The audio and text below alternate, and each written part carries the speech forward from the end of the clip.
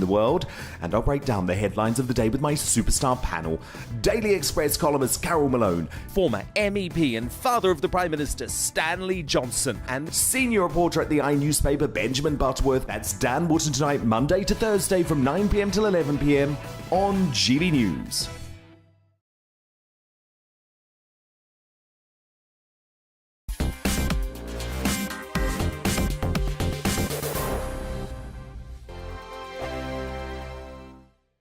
We are GB News. We're right across this great nation. On TV. On radio. On digital. Absolutely everywhere. We don't talk down to you. We embrace all voices with honest and civilised conversation.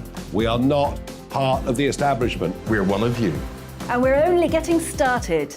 Join us on GB News, The People's Channel. Britain's news channel.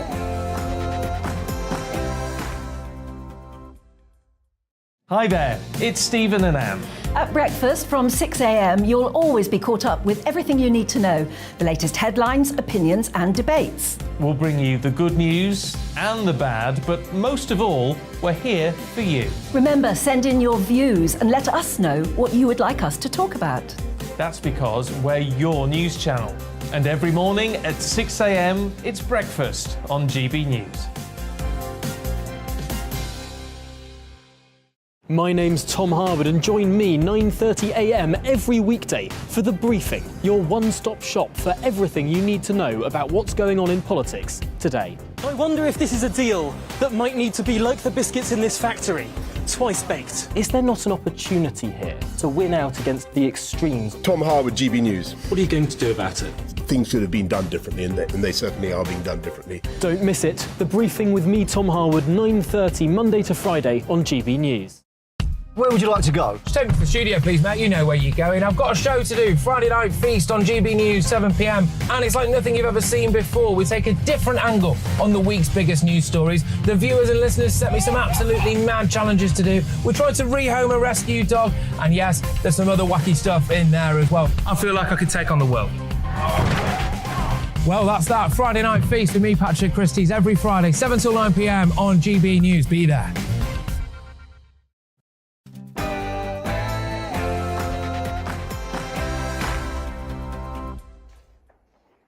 Hey, welcome along. It's great to be back. Did I miss anything while I was gone? Have that what was it? The Tory leadership thing go? Who wound up getting into the final? Really? Are you sure? Is it too late for Viscount neither of the above to throw his hat into the ring? Boy, do we need him now. By the way, I missed all those debates. Did any of those Channel 4 types ask a question about immigration? About the hundreds of quote-unquote asylum seekers landing on England's southern shore with the connivance of the Border Force and the Royal Navy and the RNLI? How about that report from Telford on over 1,000 child victims of Pakistani rape gangs? Oh, sorry, Asian rape gangs. Well, let's just say earthling rape gangs. How about that? That's completely sensitive. How about a ghastly British police who police everything except crime? Any questions about that? Gee, how about, what was it called? The online harms bill and its attack on free speech. What did they talk about for all those debates? Well, we're going to talk about all the stuff they didn't talk about in the week ahead in those useless Tory leadership debates. Samantha Smith from the hellhole of Telford is back with us. Palm Sandhu is here on the pitiful state of the police. We have victims of the vaccine and victims of the BBC. And of course, the most important part of the show, GB News is the People's Channel, and in this age of experts, the people don't get enough of a look in. So do let me know what you think. You can email me, gbviews@gbnews.uk. You can tweet me at gbnews. A full hour of news and analysis coming your way after Polly Middlehurst with the latest headlines.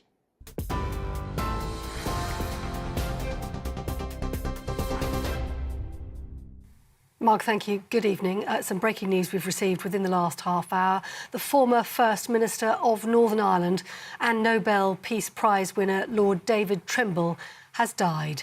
The Ulster Unionist Party announced Lord Trimble had passed away peacefully earlier on today following a short illness. Lord David Trimble, He was 77. In other news today, the parents of Archie Battersby plan to ask the European Court of Human Rights to intervene after losing the latest legal battle to keep him on life support treatment. Appeal court judges say they'll put on hold ending life support for 48 hours only, having previously ruled doctors could lawfully stop providing it. The 12-year-old, who's being treated at the Royal London Hospital, has not regained consciousness since suffering an accident at his home 3 months ago. We realise that we are coming to an end now, but like I said from day one, I will fight to get my little boy time. I just think it's a shame that the whole family and close friends have had to go through all of this traumatic experience, to do it. If it comes down to funding, the amount of that it's taken or cost the NHS to take us to court and go through these proceedings, they could have kept Archie on a ventilator, no questions asked, for 6 months. Archie Battersby's mum there.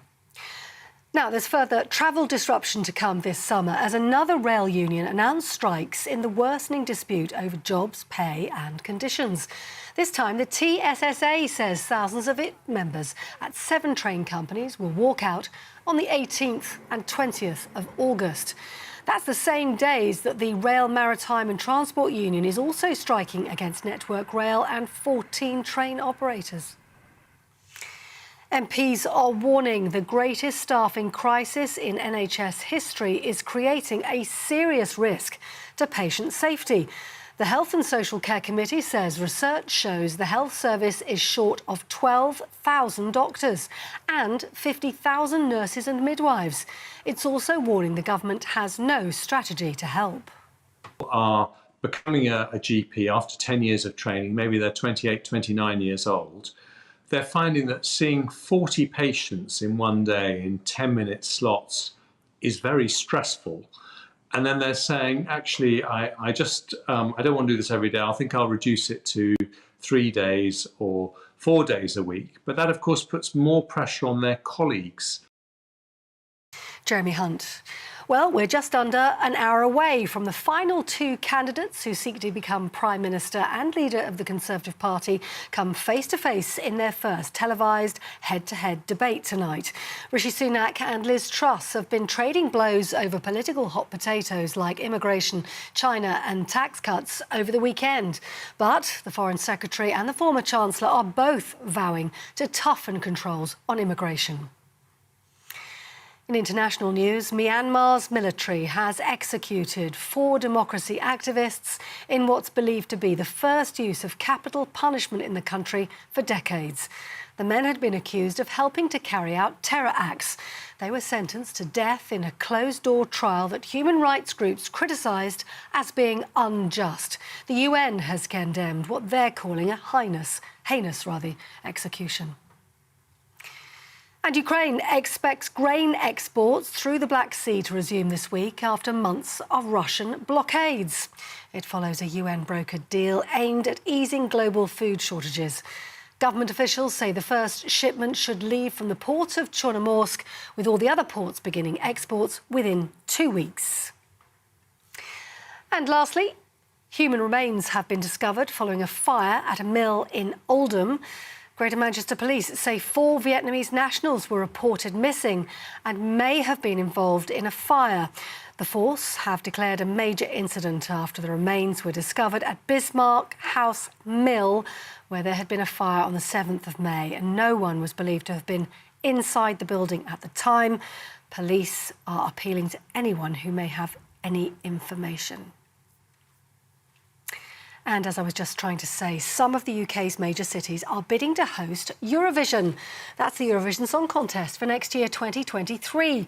Sheffield, Manchester and London have all announced their intention to apply after Britain was asked to replace Ukraine coming second. Boris Johnson says the event will celebrate the people of Ukraine. As I said, the UK was runner-up to the Ukrainian entry, which won the Eurovision Song Contest for 2022, with their entry from Kalush Orchestra. That's it. You're up to date on TV, online and on your radio via DAB+. You're with the People's Channel, GB News. And now it's time for Mark Steyn.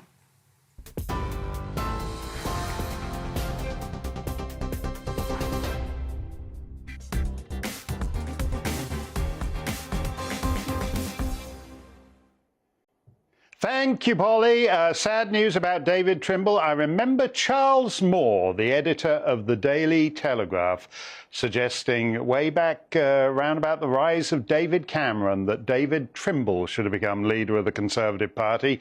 Who knows where the nation would be now had that happened? Have you heard about all the disinformation out there? Some people call it misinformation, but that might just be part of a disinformation campaign itself. Nevertheless, do you know what the single biggest piece of misinformation, disinformation, fake news of the last 2 years is? Here it is, folks. The fakiest of fake news from the lips of the purported leader of the free world. You're okay. You're not going to get COVID if you have these vaccinations. Yeah. You're not going to get COVID if you have these vaccinations. So said Joe Biden, and so said many others, but it's not true. Right now, Joe Biden has the COVID. He joins a long list of the ostentatiously jabbed and boosted who've nevertheless managed to get a dose of the COVID. Weird. Jacinda Trudeau, for example, in Ottawa, gets it once every 2.5 weeks. It's not funny. Poor old Biden is weak, woozy, out of it, barely able to speak, can't function. So no change in his condition, except that he's got that COVID thing where you lose all sense of smell, so he has to lean in even closer to sniff your hair. Ooh, she looks like she's enjoying it. Go on, boys and girls, try it and see how much the ladies love it. The interesting thing is that you can't get near Joe Biden unless you're vaxxed. His Secret Service detail, his secretaries, his interns, the women whose hair he sniffs, the children whose hair he sniffs are all vaccinated and boosted up the wazoo. So he was infected with COVID by someone who's vaccinated.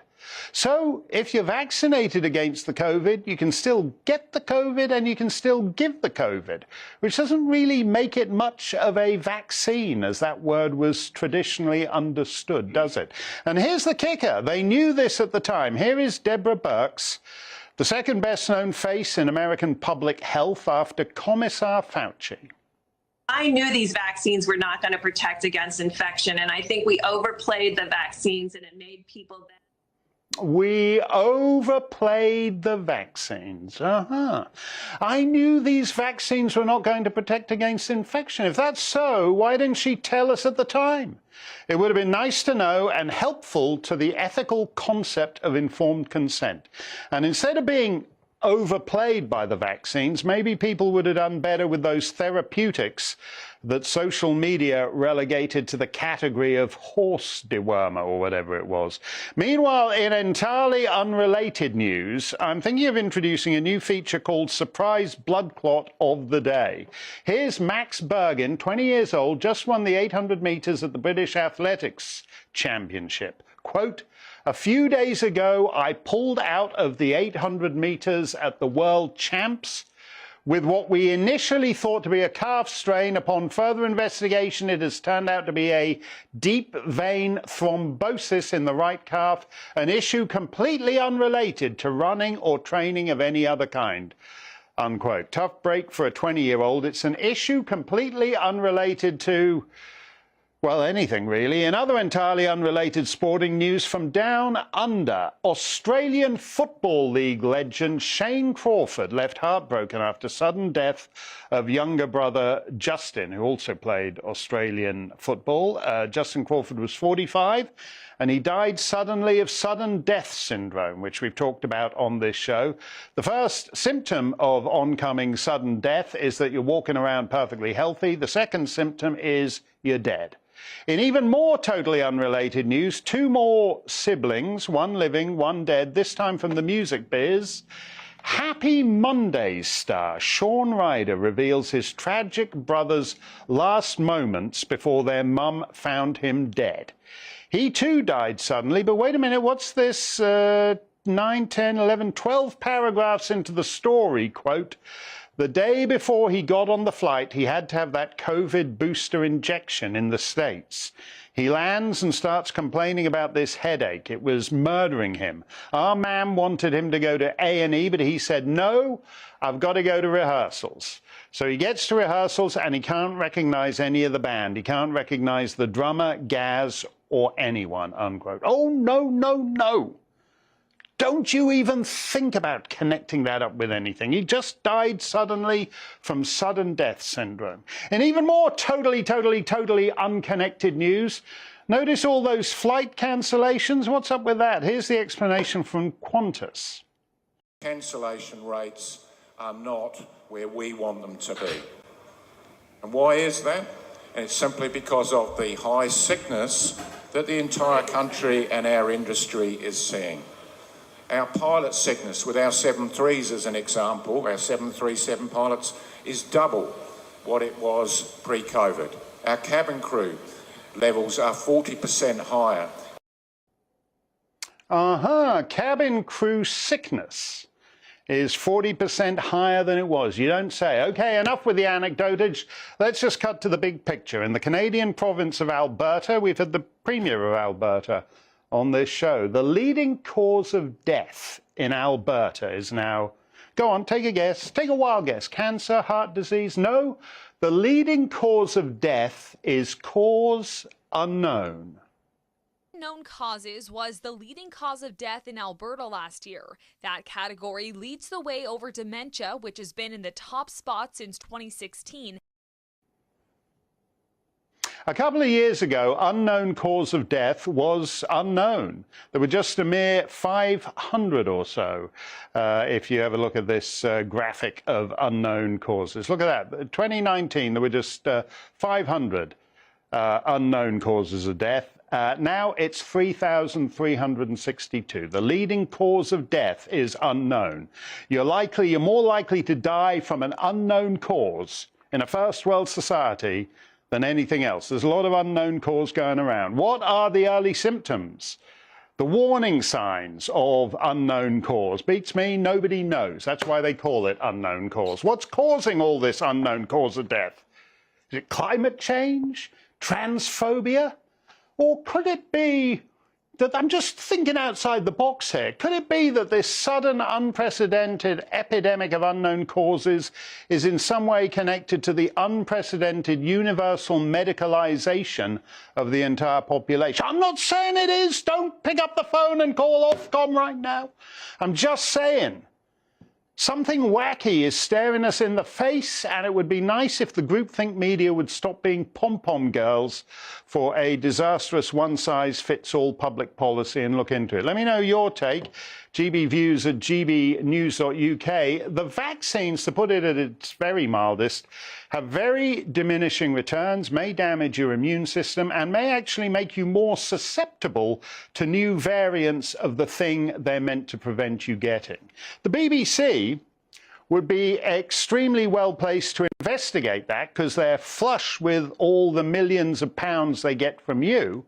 But instead, the Beeb decided to pile on to the groupthink and investigate why you unvaccinated, rube, stump-toothed, knuckle-dragging, straw-sucking, grunting, drooling, paranoid holdouts are so reluctant to join everyone else and get a shot of the old happy juice. The resulting documentary, Unvaccinated, was hosted with exquisite condescension by celebrity mathematician Hannah Fry. Joining me now are two of the cast members of this human experiment, or whatever it was meant to be, Vicky Borman and Nazarene Veronica.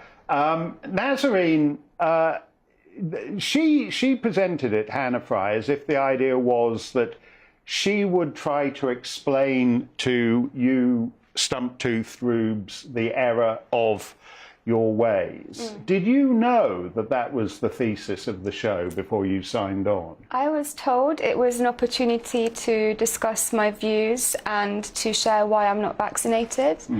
At no point was it ever mentioned to me that the point of the show would be to change my mind.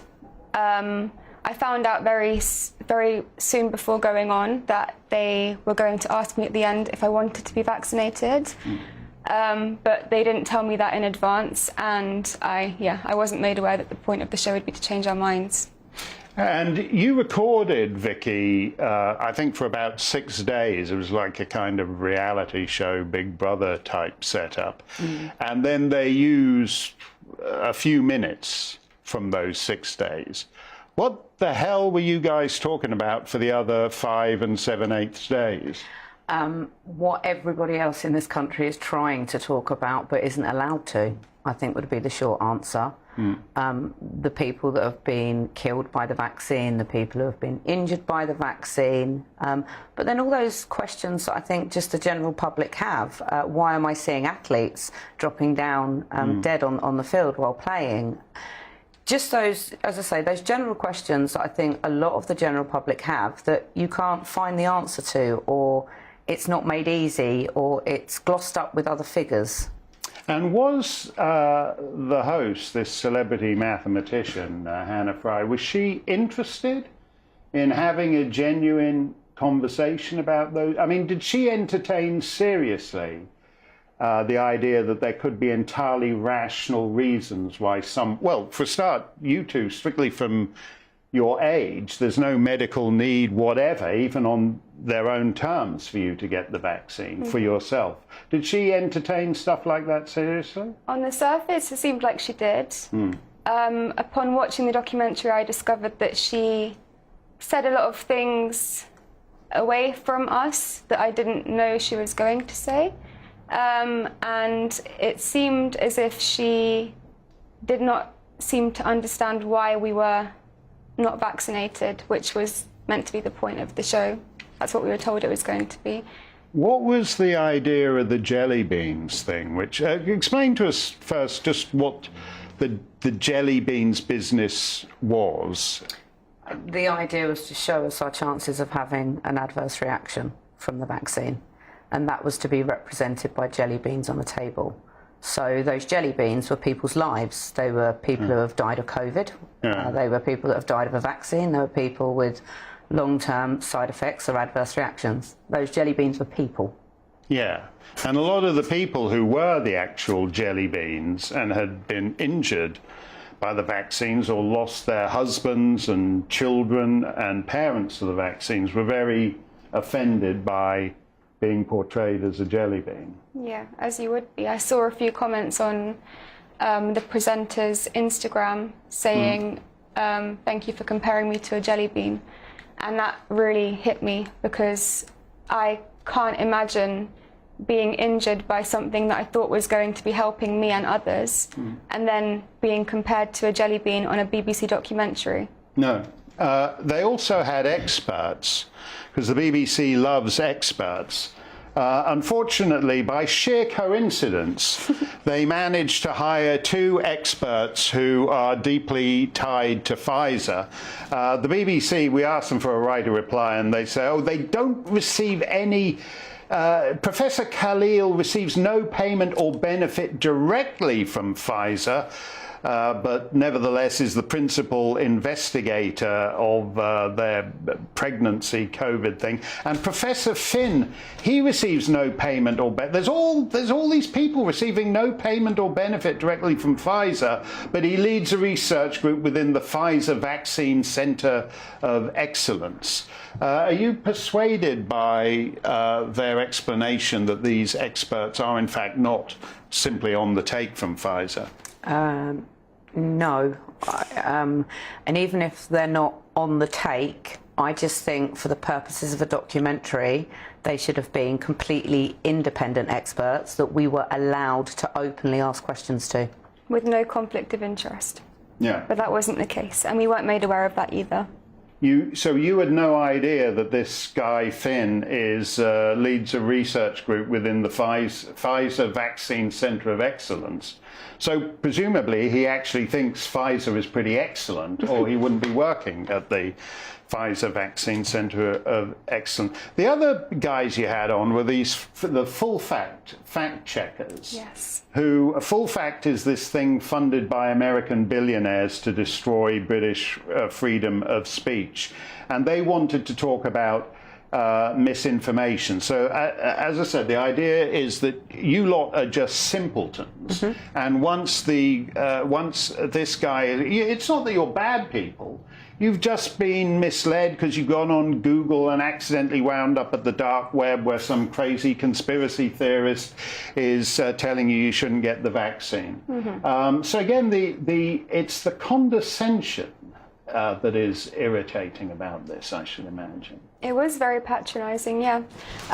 What they didn't show was moments where Will Moy actually agreed with us, and he did state many times that there is misinformation on both sides, and that there's also misinformation about, you know, vaccines being beneficial. Some points people make aren't actually true, and he's had to correct them. So he did mention that, but that wasn't ever included, and I think, it wasn't on purpose, of course, but... No, as I said, there's no medical reason. Neither of you are in the age group where even Dr. Birx in America now says, well, if you're over 70, the median age of COVID death in the United Kingdom right now is 85, 86, and both of you are many decades shy of that. So there's no medical reason why this would benefit you. What is the reason you chose not to take it? I think I saw through a lot of what was going on very early on. My grandmother actually died the day of lockdown, not of COVID, but I was in a hospital at that point, and what I saw around me, and they tried to remove me to make her die on her own. Luckily, that didn't happen. Left just a bit of a distaste in my mouth that I would have to leave a 94-year-old woman that had been so heavily involved in fighting for our country in the past to die on a trolley on her own. They never mentioned my grandmother at any point, by the way, and that was one of my main, that was like the starting point really for me, linked obviously to the fact I have a CBD oil business, so I'm quite passionate about alternative health, not very trusting of the pharmaceutical industry as well, having that background. But that's the point. Everybody was told, well, if you don't get this vaccine, you're going to kill Granny. But in fact, they were killing Granny anyway in these homes and hospitals and denying these old people left to die even the comfort of being surrounded by their loved ones as they depart this earth. I mean, that's 94 years. And they want your grandmother to die alone. Yes, luckily I was her carer, so I exercised my right to carry on caring for her even though she was in hospital, which I knew I could do, and I had lasting power of attorney. So once she reached a point where she couldn't speak for herself, I could speak for her and still stay there. Yeah. Would you like Hannah Fry to go back to the drawing board and try making this program in an honest way? I should say they think they did make it in an honest way, but I can't get over the way. No normal person, even at the BBC, would think this wasn't totally patronising. They decided you're a group of know-nothings and they're going to educate you. And in fact, your reasons for not wanting the vaccine, even if you're not an expert, even if your instinct is one of the most important things that keeps you alive. It's when you're walking down a dark street at night and you're not sure about the guy coming towards you on the pavement. Instinct, not knowledge, is what gets you through those moments. I agree, yeah. I mean, our reason for being on there is because we thought it was going to be fair and unbiased, which I don't believe it was, and many other people also don't believe it was. Whether they're vaccinated or not, I've had both groups of people telling me that it wasn't fair. And yeah, we said this many times, that we really, really want it to be fair, and we really, really want it to be an amazing documentary which highlights both sides. And sadly, sadly a lot of it was not included, a lot of what happened. I had so many stats. I had stats for everything. There are many times where I, proved their point wrong with one of my stats, and none of my stats were included. And I can't help but think that was done on purpose. Well, I remember that side of the BBC from years ago. They decide what the narrative is going to be, and then they cast it, and they know the lines they want you to say. And if they have to keep you there for 6 days and record hours and hours and hours worth on tape until you get a little tired and woozy, and you give them the 15 seconds they want, that's how they do it. I do think it was a fundamental. I do think it. I watched the show on BBC iPlayer or whatever. The condescension, it just reeks of it. You'll be wanting to stand well back from the screen, pressed against the wall of your living room, on this thing. Thank you very much for coming in and talking to us about it, Nazarene and Vicky. I'm glad you survived. On a related note, we're going to be talking to another dissenter from the groupthink, whose very existence is now regarded as disinformation by the social media commissars, and our friend Samantha Smith, survivor of the child sex hellhole of Telford, is back. And we have record highs for sex crimes in Britain, but the police seem totally relaxed about it. Palm Sandhu will be here for that, all straight ahead. Don't go anywhere, we're coming right back.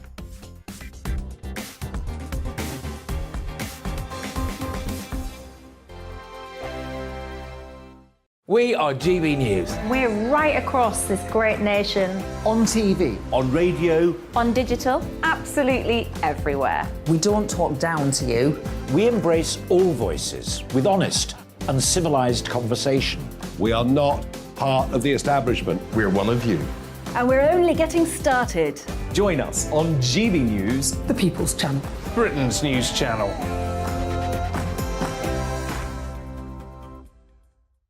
Hi there, it's Stephen and Anne.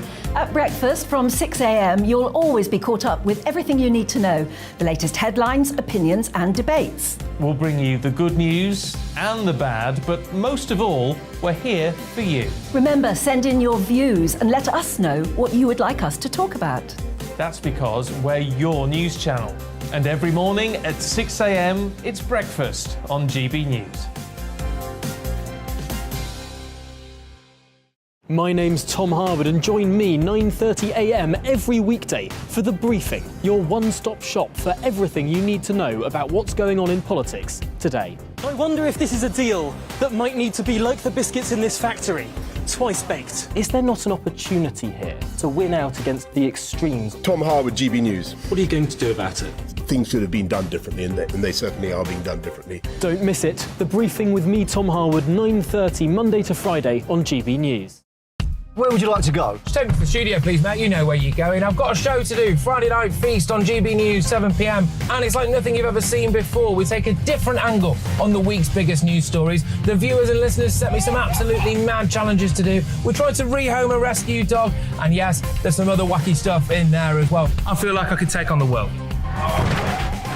Well, that's that. Friday Night Feast with me, Patrick Christie's, every Friday, 7 till 9 p.m. on GB News. Be there.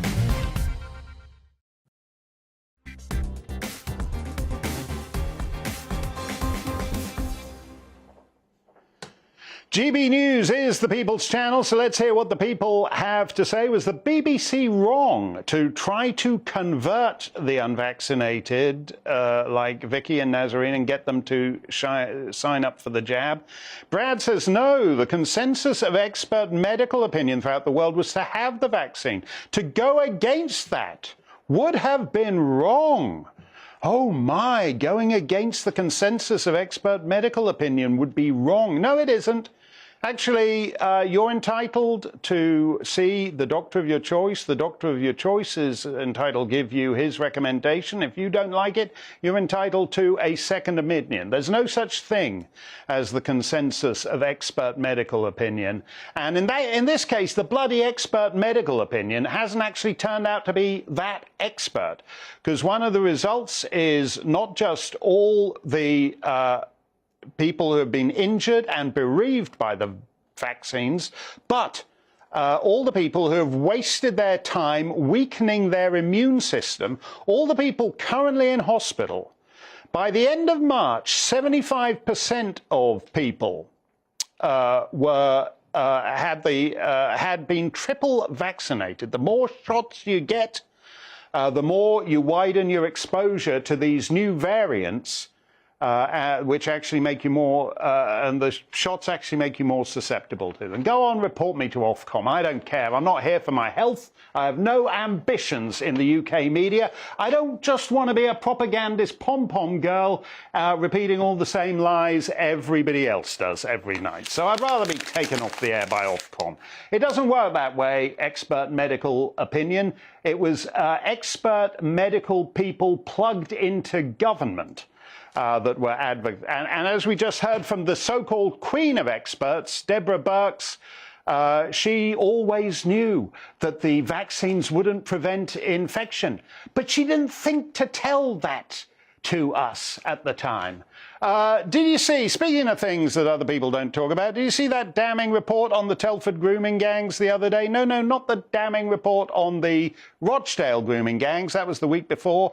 And not the damning reports on the Oldham grooming gangs. That was earlier the week before. Damning reports come along like mini cabs in Rotherham.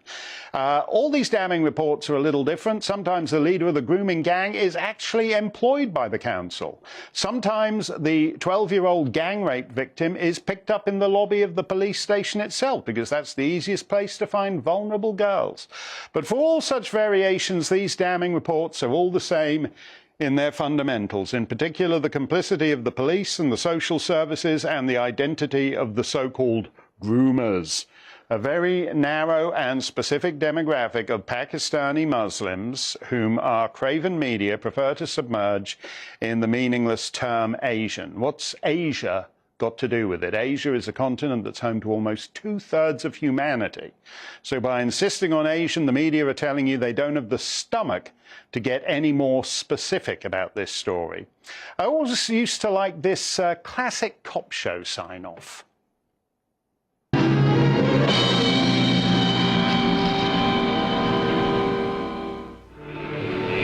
There are 8 million stories in the naked city. This has been one of them. There are 8 million stories in the naked city. That's New York. In Telford, there are only 145,000 stories or thereabouts. So in theory, that ought to be far more manageable, but not when your first reaction is to add in 5 billion Asians. And this awful evasion tells the perpetrators they can carry on perpetrating, and also tells the complicit coppers that they don't need to change either, which is why after her first appearance on this show, our friend Samantha Smith was on the receiving end of a call from a couple of West Mercia Police's finest, demanding to know why she was going on GB News. We invited the Chief Constable of West Mercia, Pippa Mills, that's her right there, deserves to be more famous when you're running a constabulary like that one. We invited Ms. Mills to come on and explain her rationale for what looks an awful lot like intimidation of the victims, but she doesn't seem inclined to. The fearless Ms. Smith is back with us. Samantha, are these reports just a waste of time?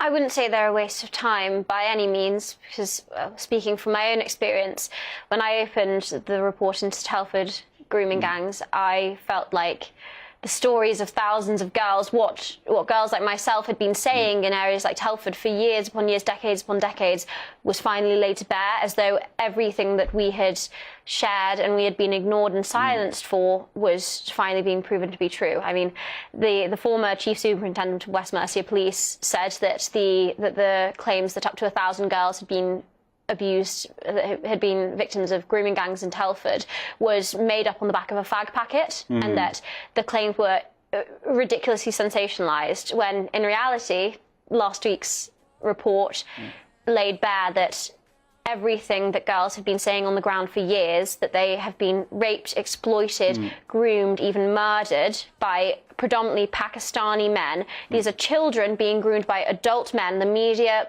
local councils, police officers, social services have turned a blind eye for decades.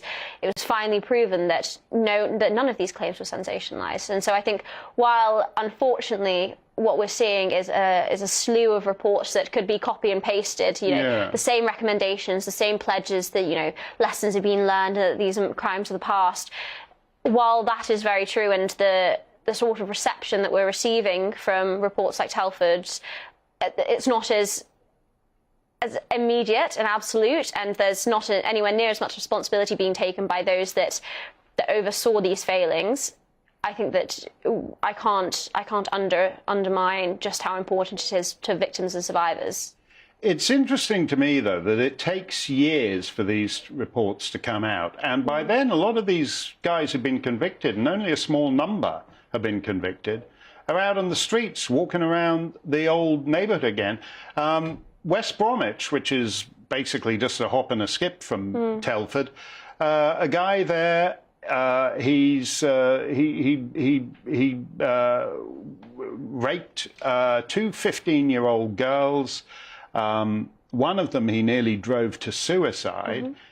He got, I think it was 44 months, which means he's going to be out strolling around in 2 years, and they'll be, whatever they are, 17 and maybe still appealing to him. I think that police, local councils and social services treat the perpetrators of these crimes, treat the paedophiles and the predators with more care and consideration than they do the victims. It's victims that are constantly brushed aside, criminalised, told to shut up for the sake of diversity, while those that raped, groomed, abused, even murdered girls are allowed, like you said, to walk the streets, or told that they aren't going to be deported because of their human rights. They didn't care about the human rights of the girls that they abused, so why are they allowed to cry human rights when facing deportation? That's literally true, that you were told to shut up and lie back and think of diversity, to modify the alleged apocryphal advice of Queen Victoria, a Labour MP, actually, that diversity trumps your body, your right not to be raped, your right not to be assaulted. I think that one of the reasons that CSE, child sex crimes, grooming, all of these horrific crimes against children are allowed to continue is because the victims are deemed not newsworthy and not worthy of support and help and worthy of saving. I mean, we see girls being branded white slags, prostitutes, child prostitutes. By the way, there is no such thing as a child prostitute, and I don't know how many times I have to say this, but a child cannot be a prostitute. Children can't consent. No child is able to consent to sexual intercourse or sexual activity with an adult. It's black and white in the law. So why do the police not know their own legal system well enough to protect children? That's the sickness of West Mercia. They're so disconnected from the people they're meant to be protecting that they think a 6-year-old, a 9-year-old, a 12-year-old is actually capable of deciding, oh, I'm going to make a life for myself as a child prostitute. Have you had any more trouble have you actually heard from that ghastly Chief Constable, Pippa Mills? Remember her name, because if necessary, we're going to, she operates out of some stately home in Worcestershire, I think. That's the headquarters. Oh, wow. Wonderful. I wonder if she's ever been to Sutton Hill, Woodside, Wellington, or any of the areas where girls would be being systematically raped and abused. Well, or come just on, off in Worcestershire. Come on the show, Pippa Mills, and we'll take you round some of these neighbourhoods that your dirty, rotten, stinking officers who like bullying young ladies don't want to go around. Thank you very much, Samantha.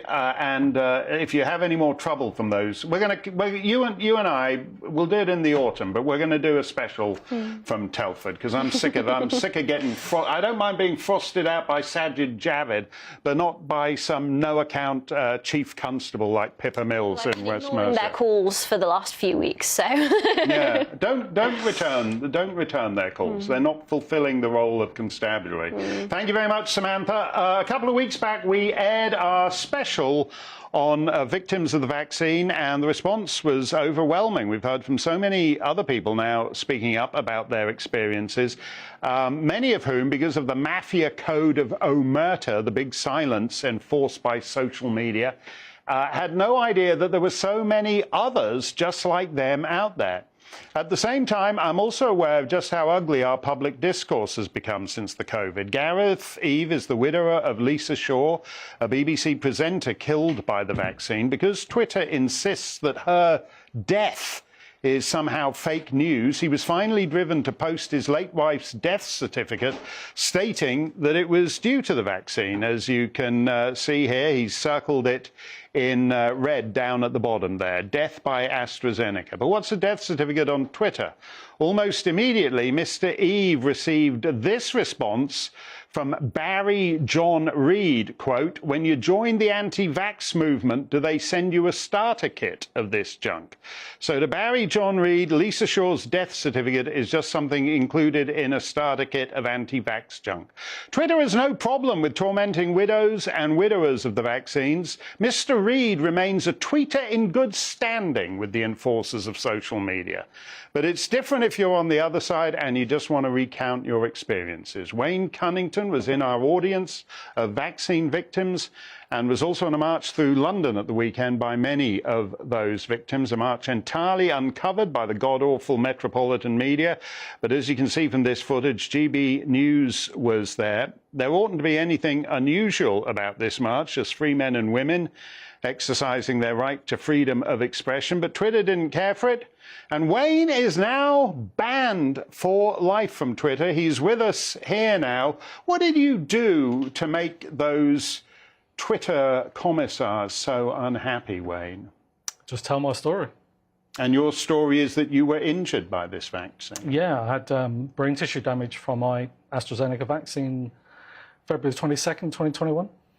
Yeah, brain damage, February 22nd, 2021. And they said something to you, which I think is heartbreaking for anyone to hear, about the long-term implications of where that's going to go for you. Yeah, so when I was in hospital, they gave me 2 different consultant diagnoses and, well, prognosis for the future, but they both said quite clearly that they see likely as being MS in my future, and then just calmly walked away without going further into it or any empathy. So when people talk about bad reactions to the vaccines, and people think about them, oh, I came back and I had a bit of a stiff arm, but I took 4 aspirin and a couple of days later, this isn't what's happening. People are getting long-term, chronic, life-shortening injuries. That's right. It's horrible. It's changing many people's lives, and if you're lucky to survive it, which so many people haven't. It's horrible for the families to then pick up the pieces. Why can't you talk about it why are you banned for wanting to tell the truth about what doctors have said to you? I don't know. It goes against the narrative, doesn't it? Yeah. Well, that's what it is. This is Pravda. This is Izvestia. This is the mouthpiece of a totalitarian regime, Twitter. There's no reason why anything Wayne just said just now shouldn't be said on Twitter. And if you can't say it on Twitter, what's the problem with these vaccines that everyone is so sensitive about criticizing them? You know, Wayne, you should be back on Twitter, and maybe we should see about getting you some fancy pants American lawyer who'll sue him for $130 bazillion and get you back on there, because this is totalitarian stuff. Thank you very much, Wayne. Stay strong. Stay strong. Parm Sandhu, former chief superintendent at the Met, is here, but on the crime front, it's all bad news, and we'll get into that straight ahead. Thank you very much.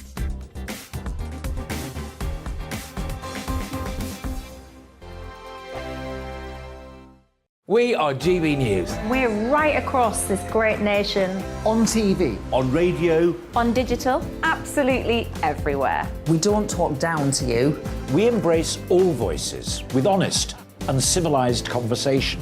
We are not part of the establishment. We're one of you. And we're only getting started.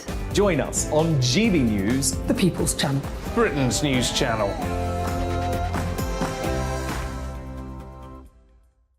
Hi there, it's Stephen and Anne. At breakfast from 6 a.m, you'll always be caught up with everything you need to know, the latest headlines, opinions and debates. We'll bring you the good news and the bad, but most of all, we're here for you. Remember, send in your views and let us know what you would like us to talk about. That's because we're your news channel. And every morning at 6 a.m, it's breakfast on GB News. My name's Tom Harwood, and join me 9:30 a.m. every weekday for The Briefing, your one-stop shop for everything you need to know about what's going on in politics today. I wonder if this is a deal that might need to be like the biscuits in this factory, twice baked. Is there not an opportunity here to win out against the extremes? Tom Harwood, GBNews. What are you going to do about it? Things should have been done differently, and they certainly are being done differently. Don't miss it. The Briefing with me, Tom Harwood, 9:30 Monday to Friday on GB News.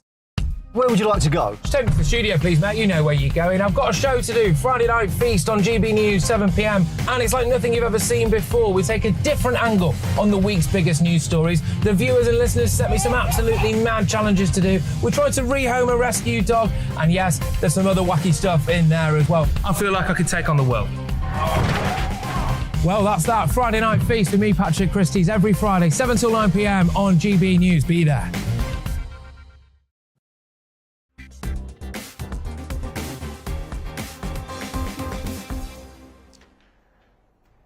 Wiltshire police were out and about over the weekend. 2 officers stopped a motorist and removed from his van 2 Robertson's Jam Golly stickers on the grounds that the stickers are a threat to public order.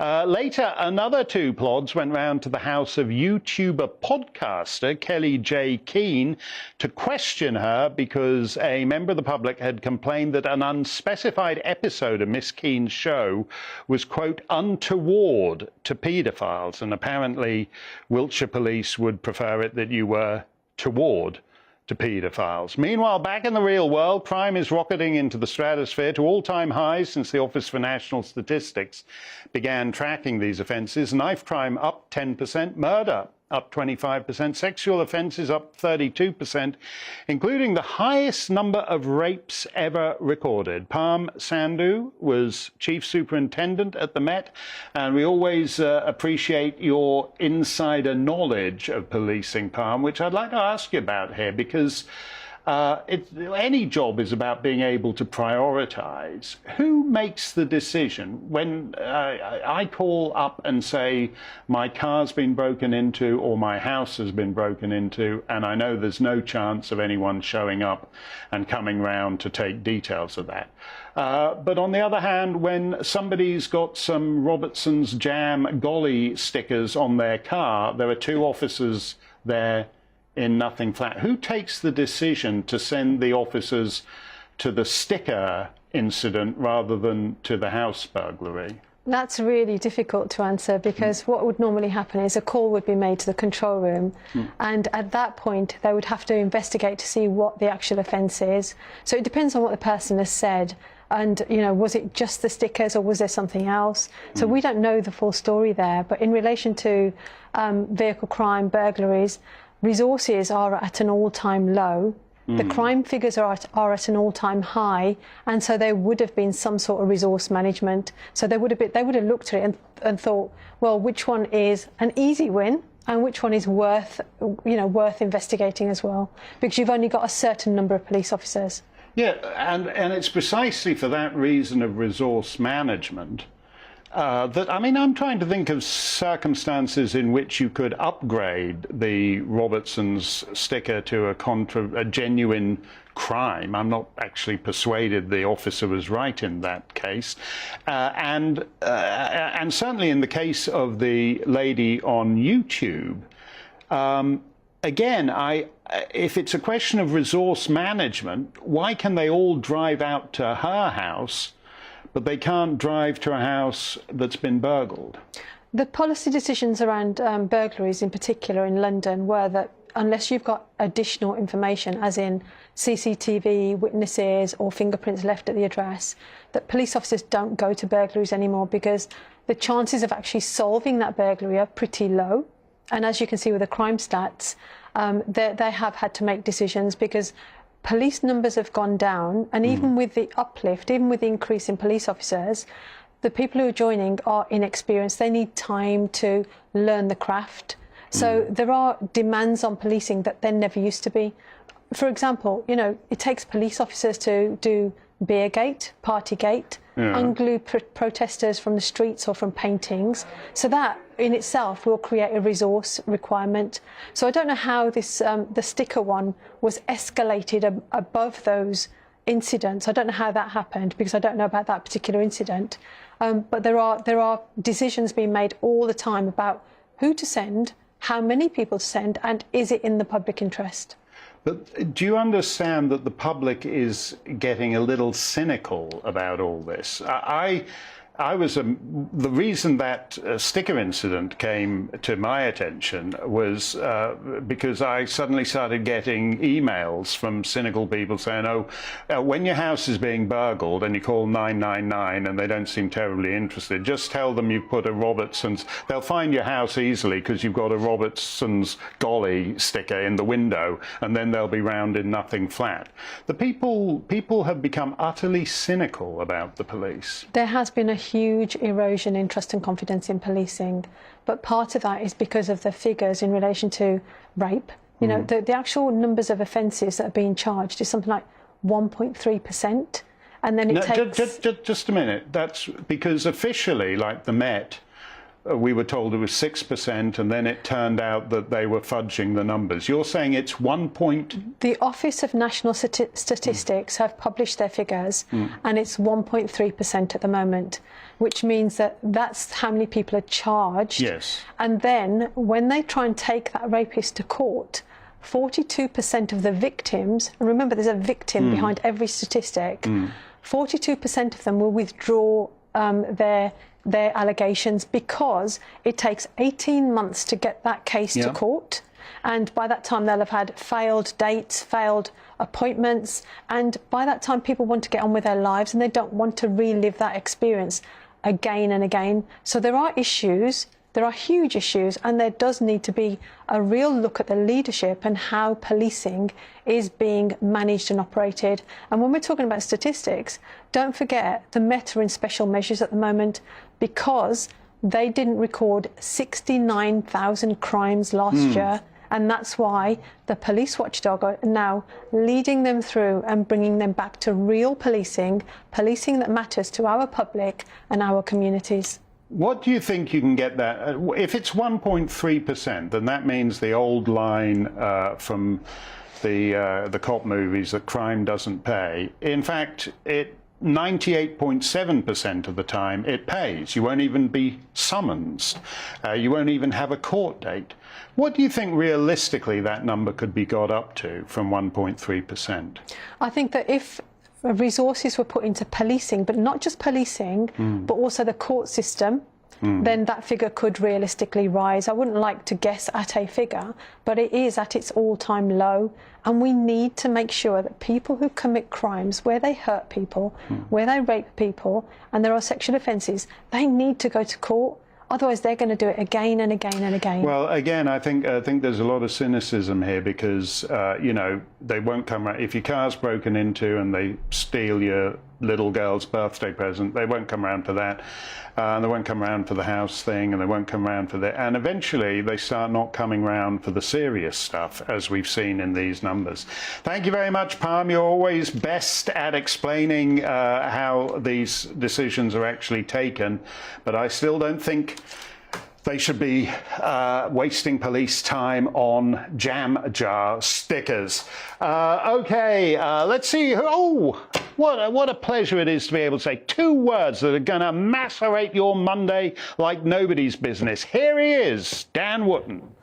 What you got, Dan? Mark Steyn, it is great to have you back. And actually, we're going to follow up your brilliant interview with Nazarene and Vicky, the 2 participants of that sham BBC series, Unvaccinated, later on with Neil Oliver. And believe me, he has very strong words, Mark Steyn, on this issue, as I'm sure you can imagine. Also on the way, Lord David Frost. He is backing Liz Truss. We're going to find out why, and I think he's got some very good reasons for why. Plus, Mark, is it time that we just say, no, actually, until you can sort it out, France, we're not going to be coming? A bit of a boycott on travel to France. Is that what we need to do? Oh, that is serious stuff. You are asking a lot of people. You're asking Andrew Neil to give up his nude beach. I can't see him going along. I can't see. He needs that, and I don't want him on the nude beach in West Bromwich. That's all coming up after the weather. Stay safe, stay free. Hello, I'm Aidan McGivern from the Met Office. Showers easing overnight, and it will be a cool night, especially in sheltered spots, but then increasingly sunny on Tuesday. For many places, it'll be a dry day. Still, though, the odd shower around because low pressure has been moving into Scandinavia. That has brought some lively weather to the east of Scotland, northern England during the day, and that weather then sinking south into central areas overnight. So an area of clouds, some showers, but most of the showers easing across northwest England into the Midlands.